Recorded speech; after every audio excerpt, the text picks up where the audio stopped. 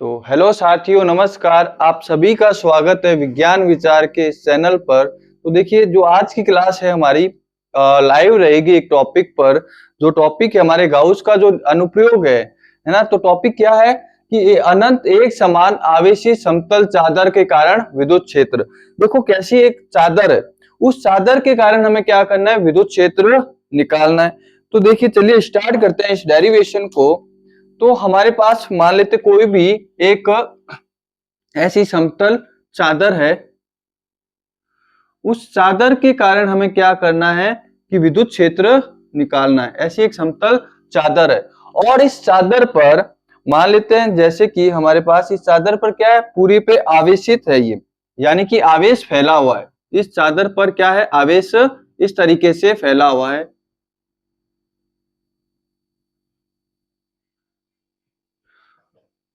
ऐसे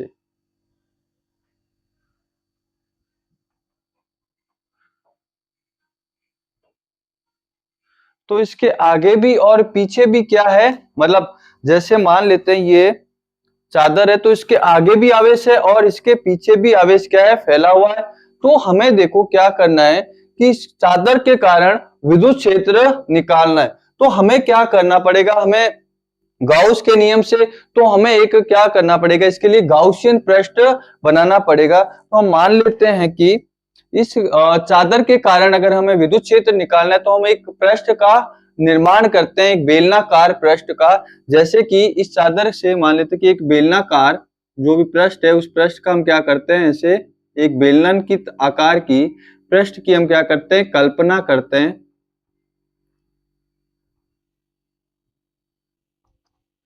बेलनाकार एक पृष्ठ की क्या करते हैं, कल्पना करते हैं इस तरीके से।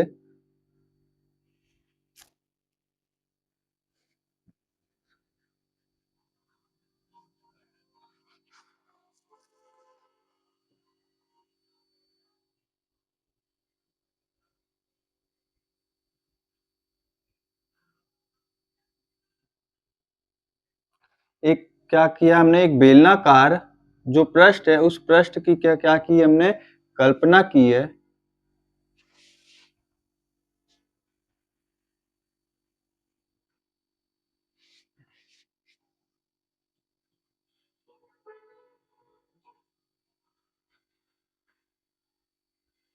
अब देखो कहने का मतलब ये जो अ, चादर है, इस चादर से ऐसे बेलनाकार पृष्ठ ऐसे अंदर की तरफ क्या कर रहा है, जा रहा है। तो हमने क्या किया, एक बेलनाकार पृष्ठ की कल्पना की है।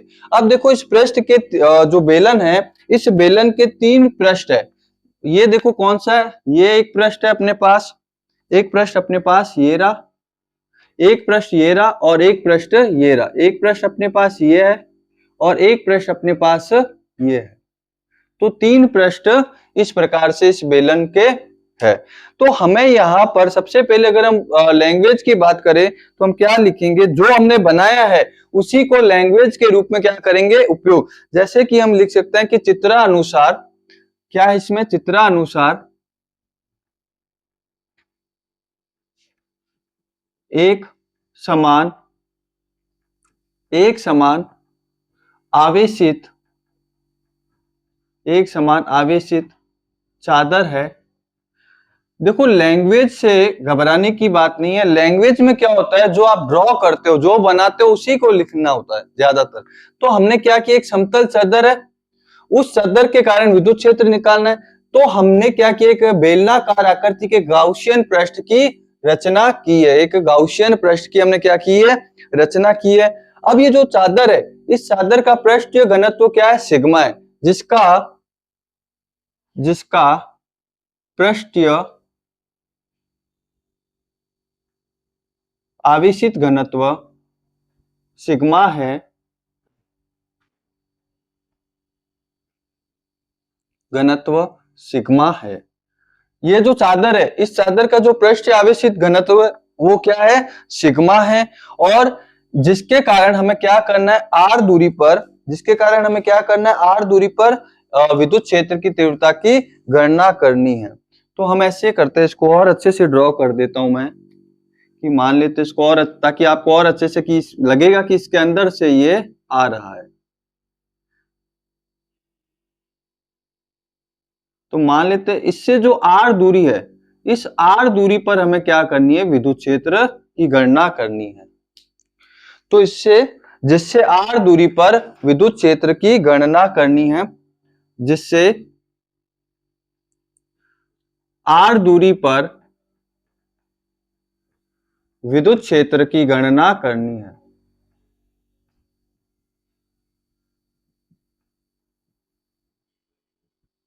तो यहां पर देखो r दूरी पर हमें क्या करनी है, विद्युत क्षेत्र की गणना करती है।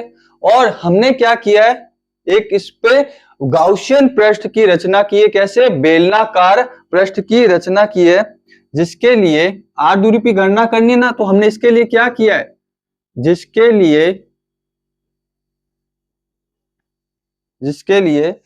हमने क्या, जिसके लिए एक बेलनाकार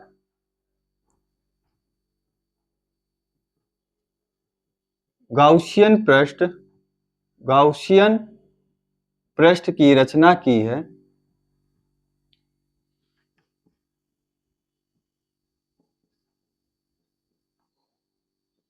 अब देखो यहां पर समझने के लिए कि यहां पर जो गाउसियन तीन आपके पास सरफेस होगी, एक ये वाली बेलन की, मान लेते एक आगे वाली और एक पीछे वाली, दो सरफेस ये हो गई पृष्ठ, और एक पृष्ठ कौन सा हो गया, बीच वाला, ये वाला। तो ये क्या है, मान लेते हैं हमारे पास ये जो पृष्ठ है ये क्या है, A1 मान लेते हैं, और ये जो पृष्ठ है इसको A2 मान लेते हैं, और इस वाले पृष्ठ को हम क्या मान लेते हैं, A3 मान लेते हैं। तो यहां पर देखिए, ध्यान से देखना इसको, यहां पर जो ये पृष्ठ है इसके लिए जो क्षेत्रफल सदिश है वो किधर होगा, इस तरफ। क्षेत्रफल सदिश किधर होगा, इस तरफ, dA वेक्टर भी। और EB किधर होगा, इसी तरफ, और EB क्या होगा, इसी तरफ होगा। dA वेक्टर भी इधर होगा और EB, देखो कैसे, क्योंकि मान लेते ये जो चद्दर है ना, ये मान लेते चद्दर है, तो इस पर आवेश फैला हुआ है, तो आवेश फैला हुआ तो किधर जाएगा, प्लस के किधर, बाहर, और इधर भी किधर होगी, इस चादर के पीछे की तरफ क्या होगी, इस तरफ होगी। देखो ये चादर मान लेते हैं ऐसे रखी हुई है, यहाँ प्लस आवेश फैला हुआ है और यहाँ भी फैला हुआ है, तो इसके लिए ई किधर होगा, इधर, और इसके पीछे देखें तो भी ई किधर होगा। अगर क्षेत्रफल सदिश की बात करें तो क्षेत्रफल सदिश भी क्या होगा, ऐसे लंबवत होता है क्षेत्रफल सदिश, है ना। कोई भी पृष्ठ के, समतल पृष्ठ के या किसी भी पृष्ठ के क्या होता है, लंबवत, तो इसका क्षेत्रफल सदिश भी किधर होगा, इसके लिए इसी तरफ होगा। और देखिए अगर हम बात करें यहाँ पर तो सेम होगा, अभी देखा था प्लस के कारण किधर होगा, इसी कारण, इसी डायरेक्शन में होगा, और क्षेत्रफल सदिश भी क्या होगा, इसी तरफ। तो अगर हम यहाँ पर थीटा की बात करें तो थीटा यहाँ 0 डिग्री होगा, क्योंकि दोनों ही क्या है, एक ही डायरेक्शन में। अगर हम बात करें इस तरफ तो इसका डीए वेक्टर और आपका ई भी क्या होगा, इसी तरफ होगा।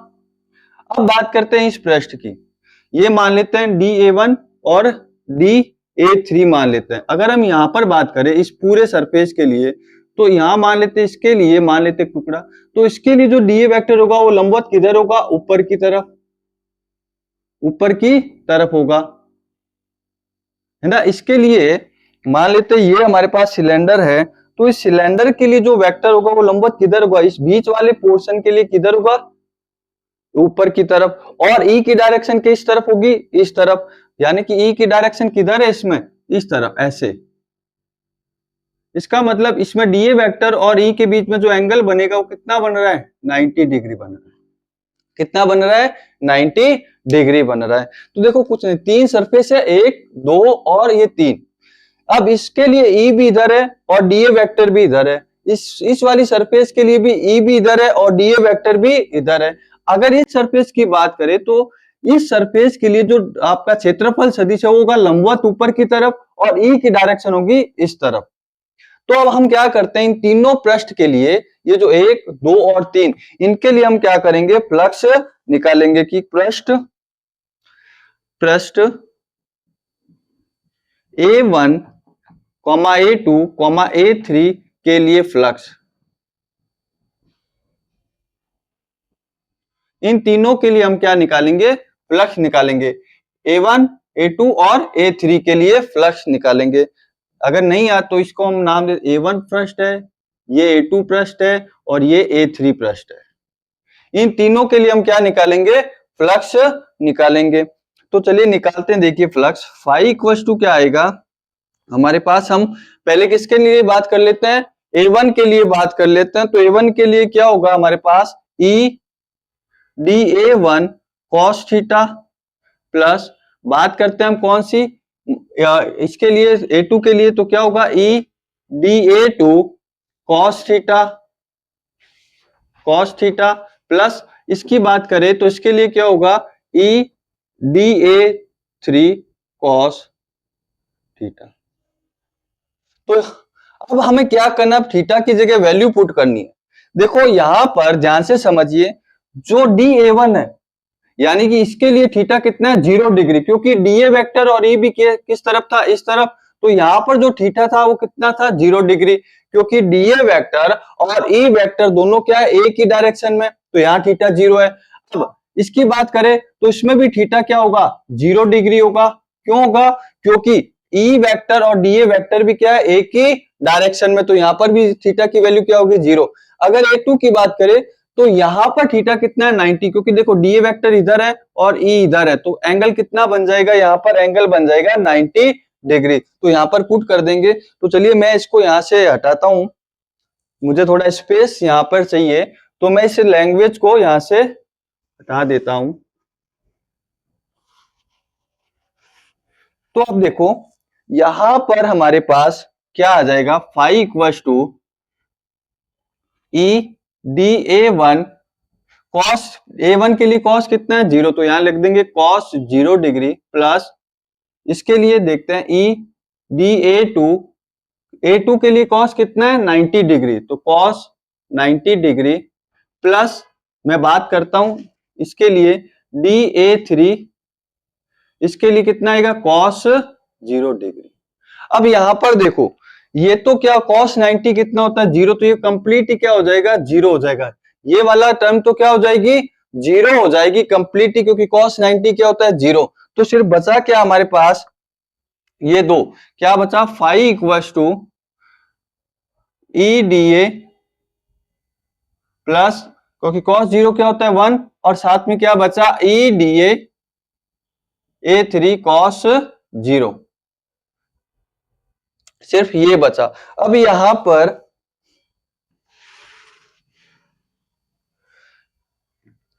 पर देखो, मैं इसको ऐसे लिख सकता हूं, सिर्फ ई क्या आ जाएगा बाहर, तो अंदर क्या बचा है, डी ए वन प्लस, यहां पर भी क्या होगा, बाहर आ जाएगा, तो क्या बचेगा, डी ए थ्री।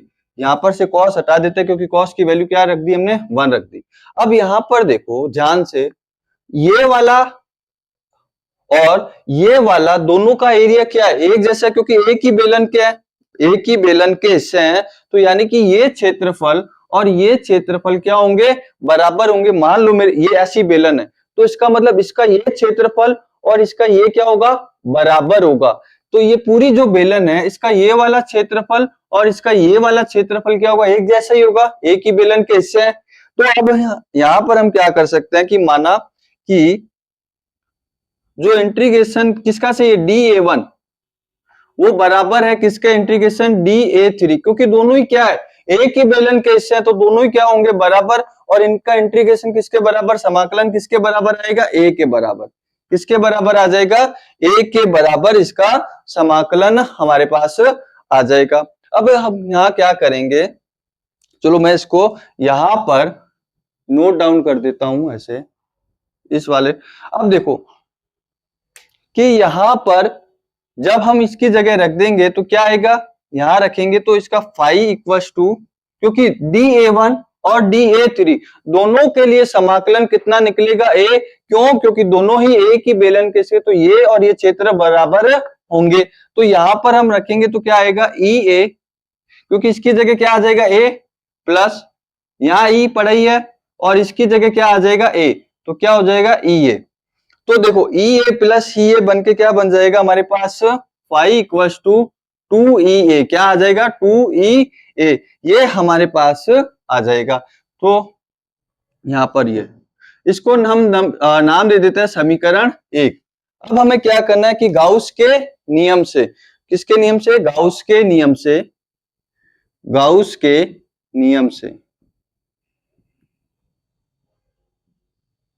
तो देखो गाउस का नियम क्या होता है, गाउस का नियम होता है phi equal to phi equals to Q net upon में एप्सिलॉन नॉट, ये होता है गाउस का नियम। लेकिन यहां पर देखो ये जो चादर है इस पर आप टोटल आवेश नहीं बता सकते, या हम टोटल आवेश नहीं बता सकते कि टोटल आवेश कितना है, हम कैलकुलेट नहीं कर सकते। तो हम इसके लिए क्या करते हैं, पृष्ठीय आवेशित घनत्व निकालते हैं। क्या करते हैं इसके लिए, पृष्ठीय आवेशित घनत्व निकालते हैं।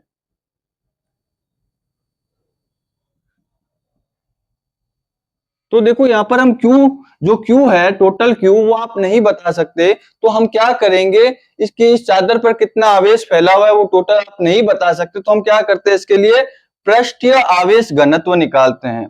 पृष्ठीय आवेश घनत्व,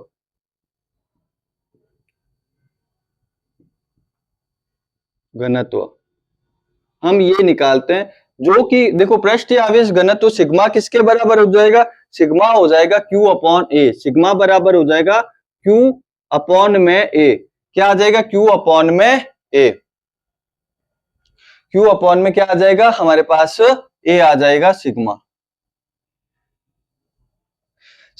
तो सिग्मा क्या निकला, Q अपॉन में, तो Q क्या हो जाएगा, Q की वैल्यू क्या आ जाएगी, सिग्मा ए, Q की वैल्यू क्या आ जाएगी, सिग्मा ए आ जाएगी।